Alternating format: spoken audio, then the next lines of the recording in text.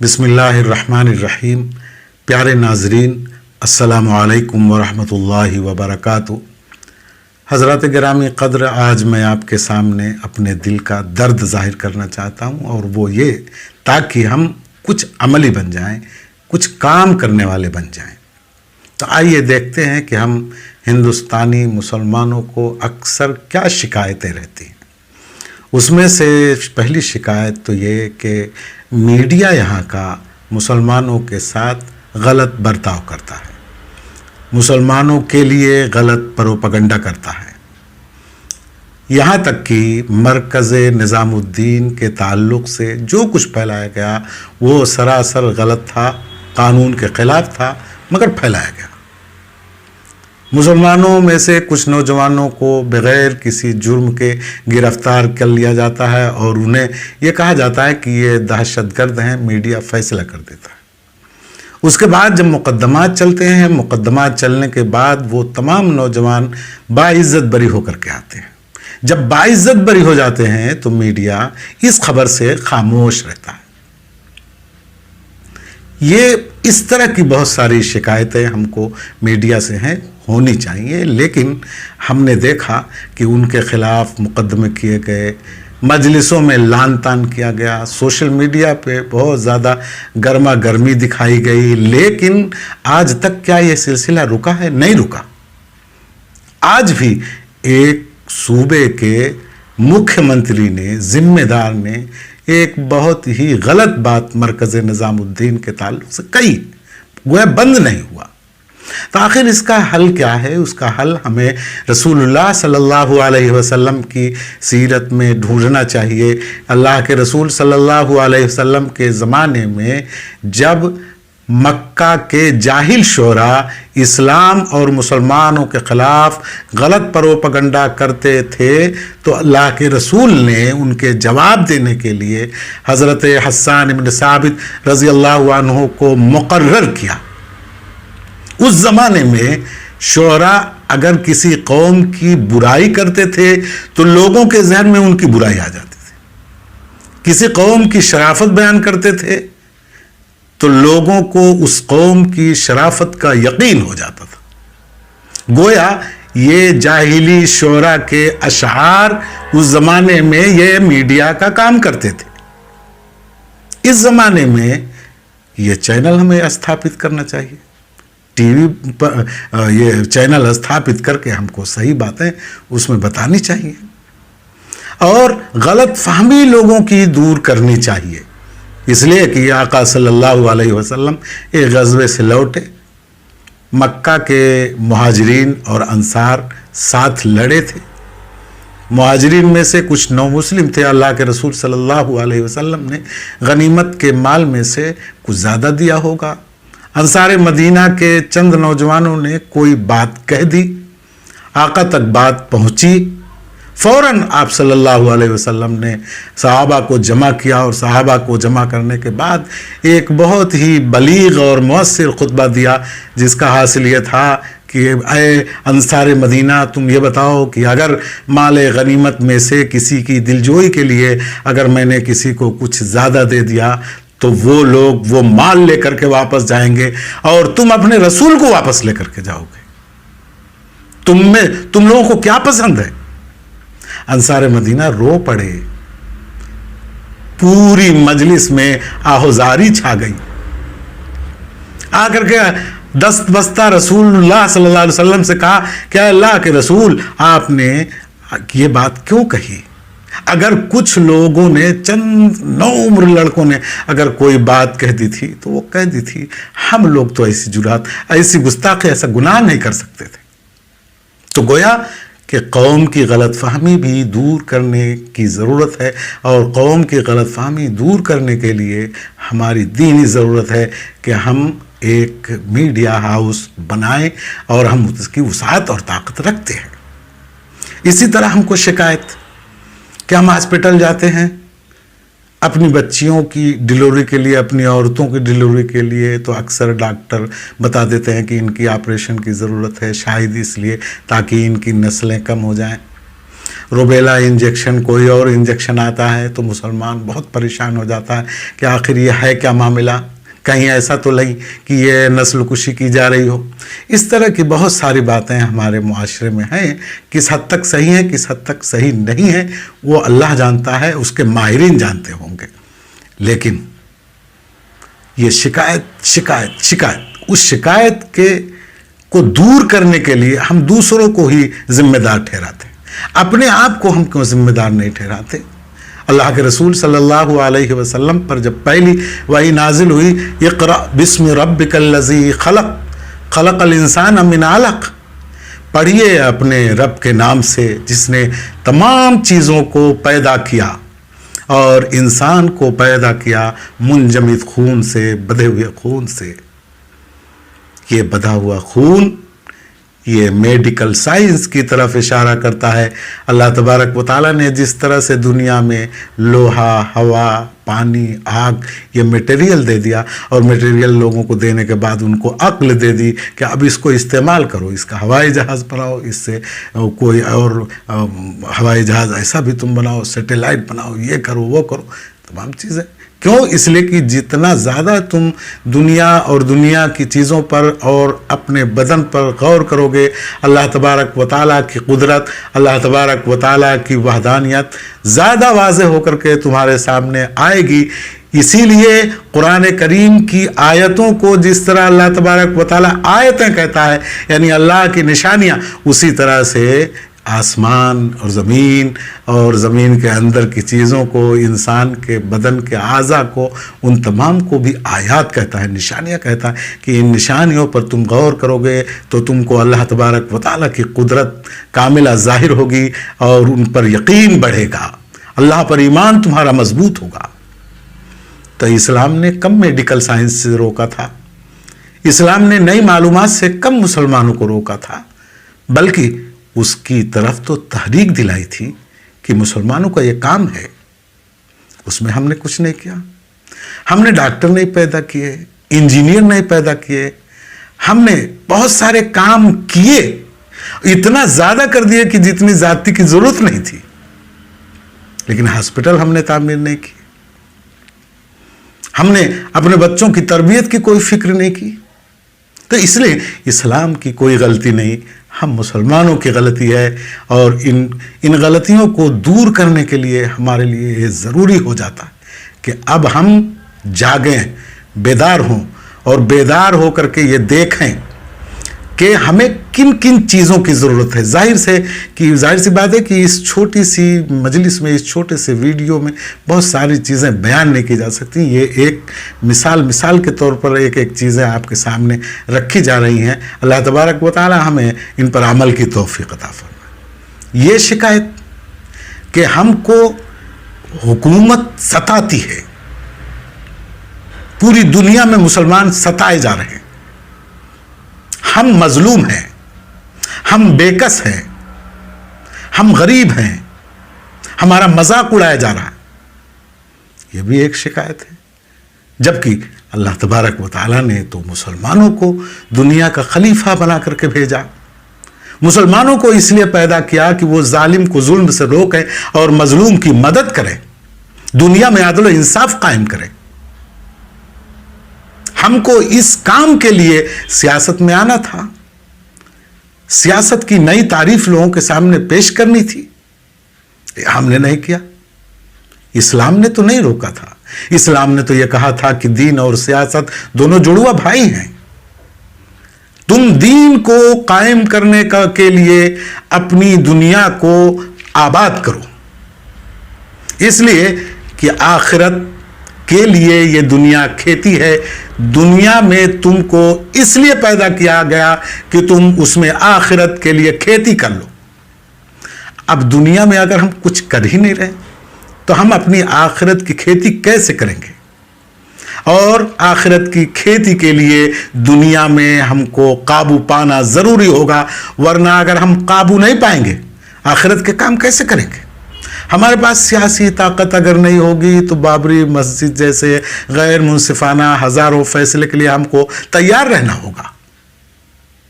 اس لیے آنکھیں کھولیے اور یہ جو ہم نے اپنے اوپر سیاست و حکمرانی کو حرام قرار دے رکھا ہے، اتنا حرام قرار دے رکھا ہے کہ اگر کسی عالم اور مولوی کی زبان سے کوئی سیاسی بات نکل جائے ہم اس کو سننے کے لیے تیار نہیں ہوتے۔ اور عالم اور مولوی یہ اس لیے ڈرتا ہے سیاسی بات کرنے سے کہ مجھ کو امامت سے، مدرسے سے اس لیے نکال دیا جائے گا میں نے سیاسی بات کی، حالانکہ سیاست تو دین کا حصہ تھا، دین کا جوڑوا بھائی تھا۔ اب آپ کہیں گے کہ کیسے کریں؟ کرنے کے ہزار راستے ہیں، اس کا حل ہے، اس کی تلاش ہم کو کرنی چاہیے۔ ارے ڈھکیل کر انہی راہوں پہ چل سکو تو چلو، یہاں کسی کو کوئی راستہ نہیں دیتا، ہر آدمی، ہر قوم اپنا راستہ خود تیار کرتی ہے، دوسروں کے محتاج بن کر کے نہیں رہنا چاہیے۔ ہمیں یہ شکایت کہ ہم نے ہندوستان کو آزاد کرانے میں بے حد قربانیاں دی، لیکن ان قربانیوں کے باوجود ہسٹری سے ہماری تاریخیں غائب ہو گئی، ہماری باتیں غائب ہو گئی، ہمارے موضوعات غائب ہو گئے۔ تو بھائی یاد رکھیے کہ ہندوستان کی آزادی کے بعد سے مسلمانوں کا اس ملک کے تئیں کیا کارنامہ رہا، اور یاد رکھیے کہ ایک کارنامہ جو تاریخ بنتا ہے وہ اس وقت مٹ جاتا ہے کہ جب کہ اس کارنامے کو دہرانے والا کوئی نہ ہو۔ ہم نے اس کیریکٹر کو، کہ جس کیریکٹر کی وجہ سے ہندوستان کی آزادی میں مسلمانوں کی ہسٹری بنی تھی، اس کیریکٹر کو ہم نے بالکل ختم کر دیا، اور ختم کرنے کے بعد اس کے بعد سے ہم نے کوئی ایسا کارنامہ انجام نہیں دیا کہ جس کی وجہ سے وہ تاریخ ہماری پرانی زندہ رہ جاتی۔ اور جب ہماری تاریخ زندہ نہیں رہے گی تو آئندہ نسلیں یہ سمجھیں گے کہ یہ ملک میں مہمان کے طور پر ہے۔ اس لیے ہم کو اپنے کارنامے، اپنے خدمات ملک کے تئیں زیادہ سے زیادہ ادا کرنی ہوں گی، اپنے فرائض ادا کرنے ہوں گے، اور اگر ہم ان فرائض سے منہ موڑ کر کے بیٹھ جائیں گے تو بحیثیت قوم ہم بھلا دیے جائیں گے۔ بہت ساری ایسی چیزیں ہیں کہ جن کو ہمیں کرنا چاہیے تھا اور ہم نہیں کر پا رہے ہیں، حالانکہ اسلام نے تو ان کے کرنے کا حکم دیا تھا۔ یہ تمام کام ہم کب کر پائیں گے؟ اس وقت کر پائیں گے کہ جب کہ ہماری قوم میں ایکتا ہوگی۔ اور ایکتا کے لیے میں چند باتیں کہہ کر کے اپنی بات ختم کرتا ہوں۔ ایکتا کے لیے تو سب سے زیادہ ضروری اس وقت یہ ہو گیا ہے کہ وہ باتیں، وہ ٹاپک کہ جن پر 50 سال پہلے ہمارا جھگڑا ہوا تھا، ایک دوسرے سے ہمارا اختلاف ہوا تھا، اس پر بحث ہو چکی، مناظرے ہو چکے، کتابیں لکھی جا چکی، جو کچھ نتیجہ ہوا، کس نے مانا کس نے نہیں مانا، سب اپنے اپنے دلائل پر جمے رہے یا چھوڑ دیا، یہ 50 سال پہلے ہو چکا۔ لیکن صرف اور صرف اپنی قابلیت یا اپنے گروہ کو اپنے قابو میں رکھنے کے لیے بار بار وہی مسائل کیوں دہرائے جاتے ہیں؟ بار بار وہی مسائل دہرائے جاتے ہیں، جس کی وجہ سے عوام میں بیزاری پیدا ہوتی ہے، عوام میں اتحاد اور ایکتا پیدا ہی نہیں ہو پاتا۔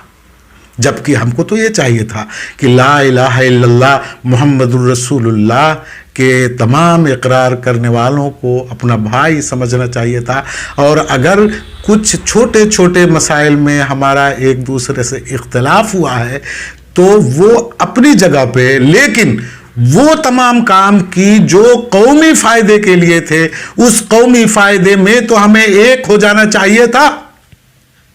رسول اللہ صلی اللہ علیہ وسلم نے مدینہ منورہ میں جب سماج کی تشکیل فرمائی تو اس میں یہودیوں کو بھی شامل کیا۔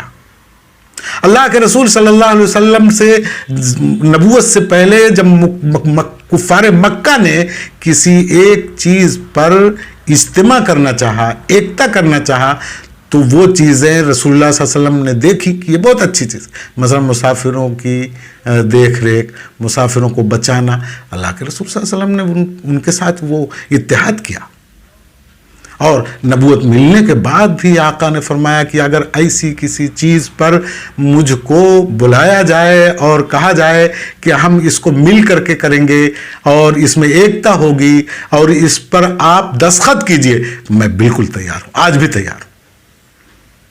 تو اس طرح کے معاملات کی جن معاملات میں قومی مفاد وابستہ ہے، ان معاملات میں ہم ساری جماعتیں ایک کیوں نہیں ہو جاتی؟ ایک جماعت بہت زمانے سے کہتی رہی کہ دیکھیے یہ ہندوستان میں ایک جماعت غیر مسلموں کی ایسی ہے جو مسلمانوں کے اسلام کو اور مسلمانوں کو نقصان پہنچانا چاہتی ہے، بیدار ہو جائیے، بیدار ہو جائیے۔ بیدار ہونے کے وہ حل بتا رہے تھے، لیکن لوگوں نے ان کی بات محض اس لیے نہیں سنا کہ یہ کسی اور جماعت سے تعلق رکھتے۔ مرکزی مدرسہ بورڈ کسی زمانے میں قائم ہو رہا تھا، ایک جماعت نے کہا کہ اس کی مخالفت کی جائے، کیوں؟ اس لیے کہ مسلمانوں کے مدرسوں کے لیے یہ نقصان دہ ہوگا۔ لیکن دوسری جماعت نے محض اس بنیاد پر کہ یہ ایک جماعت اس کی مخالفت کر رہی ہے، ہم کو اس کی مخالفت نہیں کرنی چاہیے۔ یہ سوچ ہمیں ختم کرنی ہوگی۔ یہ سوچنا ہوگا کہ ہم کلمے کی بنیاد پر اکٹھا ہوں، کچھ مسائل میں اختلاف ہیں، اپنے اپنے علماء کی مان کر کے اس پر عمل کریں، لیکن جو مسائل قومی مسائل ہیں، ان قومی مسائل میں ہم کو ایکتا اور اتحاد دکھانی ہوگی۔ ورنہ آپ جانتے ہیں ابھی کچھ دنوں پہلے ایک ٹی وی چینل پہ پروکتا نے یہ کہا کہ اگر مسلمانوں کو ہم کسی ایک جگہ اکٹھا کر دیں اور کہیں کہ یہیں تم رہو تو مسلمان مسلکی اختلاف میں اتنے الجھے ہوئے ہیں کہ ایک دوسرے سے جھگڑا کر کے اپنے آپ کو نقصان پہنچا لیں گے۔ یہ تو ہمارے نتائج ہیں، یہ تو ہماری تصویر غیروں میں جا رہی ہے۔ اس لیے خدا واسطے ہم کو اپنے تمام اختلافات کو اپنے اپنے مقام پر رکھ کر کے مسلمان اور ملت کے مسائل جو ہیں ان مسائل پر ایک ساتھ جمع ہو کر کے غور کرنا چاہیے اور ملت کے مسائل کو حل کرنا چاہیے۔ دوسری چیز کہ ہم یہ قومی میڈیا، یہ ہاسپٹل، بچوں کی تربیت، بچوں کے لیے کالجز، یونیورسٹیز، یہ سب ہم بنائیں گے کیسے؟ بنانا چاہیے۔ کوئی چیز انسان کے لیے مشکل نہیں۔ یہ بنانے کے لیے ہمارے لیے ایک قدم ضروری ہوگا کہ وہ مدارس کہ جو مدارس محض معاش کے لیے، روزگار کے لیے قائم کیے گئے، وہ مدارس کی جو ایک دوسرے ٹرسٹی کے جھگڑوں کی وجہ سے پیدا ہوئے، ان مدارس کو خاص طور پر نگاہ میں رکھنا چاہیے کہ ایسے مدرسے وجود میں نہ آئیں۔ پھر وہ اقامتی مدرسے کہ جس میں حفظ اور عالمیت کی تعلیم ہوتی ہے، وہ علاقے میں کتنے ہونے چاہیے؟ وہ علاقے میں کتنے ہونے چاہیے؟ گورنمنٹ بھی جب اسکول کا پرمیشن دیکھتی ہے تو 2 اسکولوں کے درمیان ڈسٹینس دیکھتی ہے، کتنا ہے، کتنا علاقے میں کتنے اقامتی مدرسے، کتنے ہاسٹل والے مدرسے چاہیے، یہ سماج کو طے کرنا ہوگا۔ اور اگر سماج نے اس پر کنٹرول نہیں کیا تو آپ دیکھیے کہ ایک چھوٹے سے شہر میں 20 مدرسے، ہر مدرسے میں 10 بچے، کسی میں 15 بچے، کسی میں 20 بچے، ان کے لیے باقاعدہ بلڈنگ کی پلاننگ، ان کے لیے الگ کچن، ان کے لیے تمام جو اقامتی ادارے کے لیے سہولیات ہوتی ہے، ان سہولیات کے لیے عام طور پر چندہ۔ یہ مسئلہ بہرحال ہم کو حل کرنا ہوگا۔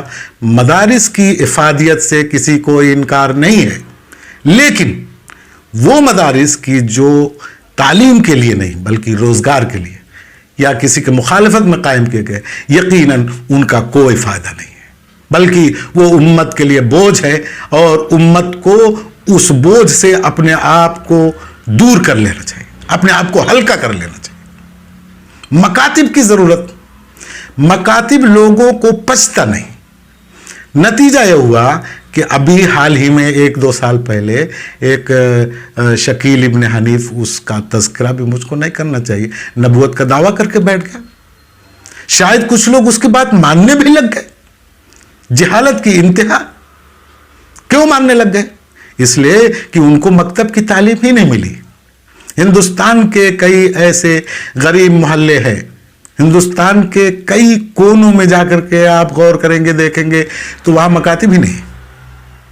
بڑے ادارے آپ کو شہر میں مل جائیں گے، اسی شہر کے کہ جس شہر کے کسی دیہات کے کونے میں لوگ جاہل ہیں اور اتنے جاہل ہیں کہ کوئی بھی ان کو بہلا پھسلا دے، اسی شہر کے ضلع میں اسی علاقے کے شہر میں بڑے بڑے مدرسے ہیں، مکتب وہاں ہے نہیں. نتیجہ کیا ہوا کہ اب علماء اٹھ کر کے اب ان سے مناظرہ کر رہے ہیں، اس کے خلاف کتابیں لکھ رہے ہیں، یوٹیوب ہو رہا ہے، وہ ہو رہا ہے. لیکن اصل جو مسئلے کا حل تھا کہ ہر علاقے میں ہم مکتب پھیلاتے، مکتب میں پڑھنے والوں سے فیس لیتے، اچھے علماء کو اچھی فیس دیتے، لیکن یہ ہوتا نہیں. نتیجہ یہ ہے کہ سارا معاملہ بکھر کر کے رہ گیا. اچھی خاصی مسجدیں ہم شہید کر ڈالتے. ٹھیک ہے، مسجد اچھی بنانی چاہیے ضرورت ہو تو، ورنہ اور دوسری چیزوں کی طرف بھی ہمیں دھیان دینا چاہیے کہ قوم کی اور ملک کی ضرورت کیا ہے. مدارس کا تو اللہ تبارک و تعالیٰ کسی نہ کسی طرح سے مسئلہ حل کرے گا. جو لوگ مخلص ہیں، جو لوگ واقعی دین کی خدمت کرتے ہیں، اللہ تبارک و تعالیٰ غیبی مدد بھی ان کی کرے گا. لیکن یہ پیسے جو ضائع ہو رہے ہیں، ان پیسوں کو بچا کر کے ملت کے مفاد میں ہمیں خرچ کرنا چاہیے. یہ سارے کام، یہ میں نے آپ کو مثال کے طور پر ایک دو چیزیں بتائی ہیں، لیکن یہ کام کرنے کے لیے ہم کو سب سے پہلے یہ ضرورت ہوگی کہ ہم مسلمان ہو کر کے اپنے محلے میں اب سماج سنگٹھت کریں، سماج بنائیں. اپنا سماج اگر ہم نہیں بنا پائے تو ظاہر سی بات ہے کہ چاہے دہیز کی لعنت کے لیے ہم ہزاروں ورق لکھ ڈالیں اور ہزاروں جلسے ہو جائیں، ہزاروں مولانا کی تقریر ہو جائے، لیکن یہ لعنت تو ختم نہیں ہو رہی ہے. کیوں نہیں ختم ہو رہی ہے؟ اس لیے کہ ہم کو وراثت، بیٹیوں کی وراثت، بہنوں کی وراثت کی تعلیم ہی نہیں دی جاتی، اور معاشرہ ہمارا سنگٹھت نہیں ہوتا. اور جب معاشرہ سنگٹھت نہیں ہوتا تو ظاہر سی بات ہے کہ سماج کے لوگ جا کر کے کسی برے کام کرنے والے کو کچھ کہہ ہی نہیں پاتے. ہر آدمی اپنے اپنے طریقے سے کام کرتا ہے.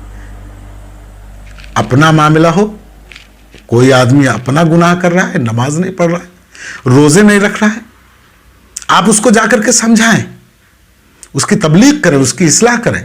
لیکن کوئی ایسا وہ گناہ کر رہا ہے کہ جس گناہ کی وجہ سے پورا سماج بدنام ہو رہا ہے، پورے سماج کو تکلیف پہنچ رہی ہے، ایسے معاملات میں سمجھانے پر اگر آدمی نہیں سمجھتا ہے تو اس کے لیے قرآن کریم نے یہ اصول طے کیا ہے کہ اس کو سماج سے بائیکاٹ کیا جائے. وَعَلَى الثَّلَاثَةِ الَّذِينَ خُلِّفُوا حَتَّى إِذَا ضَاقَتْ عَلَيْهِمُ الْأَرْضُ بِمَا رَحُبَتْ وَضَاقَتْ عَلَيْهِمْ کہ 3 صحابی غزوہ تبوک میں نہیں جا سکے. اللہ کے رسول صلی اللہ علیہ وسلم نے اللہ تبارک و تعالیٰ کی رضا سے، اللہ تبارک و تعالیٰ کے حکم سے ان کا 50 دن کا بائیکاٹ کیا. جبکہ سچے پکے مسلمان تھے، صحابی تھے، ان کے ایمان پر کیا شبہ ہو سکتا تھا. لیکن یہ اس لیے ہوا تاکہ مسلمانوں کی اگلی نسلیں یہ جانیں کہ مسلمانوں کا سماج برائیوں سے اس وقت پاک ہو سکتا ہے جبکہ ان کا سماج متحد ہو، سنگٹھت ہو، ان کے معاملات اسلامی اصولوں پر قائم کیا جائے اور ان کی سماجی جو تنظیم ہو اس کے اصول وہی ہوں جو اسلام ان کو سکھاتا ہے. اور اسلام یہ بھی سکھاتا ہے کہ دیکھو، اگر تم میں کوئی مالدار ہے، کوئی تم میں غریب ہے، تو مالدار کا غریب کے تئیں کیا فریضہ ہے. کوئی ایسا آدمی ہے کہ جو پورے معاشرے کے لیے، پورے سماج کے لیے ننگ بن سکتا ہے، پوری سماج کی ذلت بن سکتا ہے، ایسے کے لیے سماجی بائیکاٹ ہونا چاہیے. اور یہ بائیکاٹ کب ہوگا؟ جب سماج ہمارا بہت متحد ہوگا، بہت مضبوط ہوگا. وہ سماج یہ طے کرے کہ ہم کو زکوٰۃ کی رقم کہاں دینی ہے. وہ سماج یہ طے کرے کہ ہمارے سماج کے اندر وہ لوگ جو مخبر ہیں، بلیک میلر ہیں، جو سود خور ہیں، جو زناکار ہیں، ہم ان کو بائیکاٹ کریں گے. اگر ہم یہ نہیں کر سکے، ہمارا سماج کسی طرح سے بھی سنگٹھت نہیں ہو سکتا. ہمارے سماج سے یہ دہیز جیسی لعنتیں نکل نہیں سکتی. اور یہ ہم کو طے کر لینا ہوگا کہ اللہ تبارک و تعالیٰ نے جتنے اصول ہم کو بتائے ہیں، اگر ہم ان اصولوں میں سے کسی اصول کی اگر ہم پابندی نہیں کریں گے تو اس طرح کی مصیبتیں، اس طرح کی آفتیں ہمارے اوپر بار بار آتے جائیں گی. ہم کبھی بھی معزز نہیں ہو سکتے. حضرات محترم، یہ میں نے آپ کے سامنے چند باتیں رکھ دیں، اور رکھنے کا مقصد یہ ہے کہ ہم اس پر عمل کرنا شروع کر دیں۔ اللہ تبارک و تعالی ہم سب کو ان باتوں پر عمل کرنے کی، اگر صحیح میں نے کہی تو ان باتوں پر عمل کرنے کی توفیق عطا فرمائے۔ اور یاد رکھیے کہ اپنے دامن کے لیے خار چنے خود ہم نے، اب یہ چبھتے ہیں تو پھر ان سے شکایت کیا ہے۔ السلام علیکم ورحمۃ اللہ وبرکاتہ۔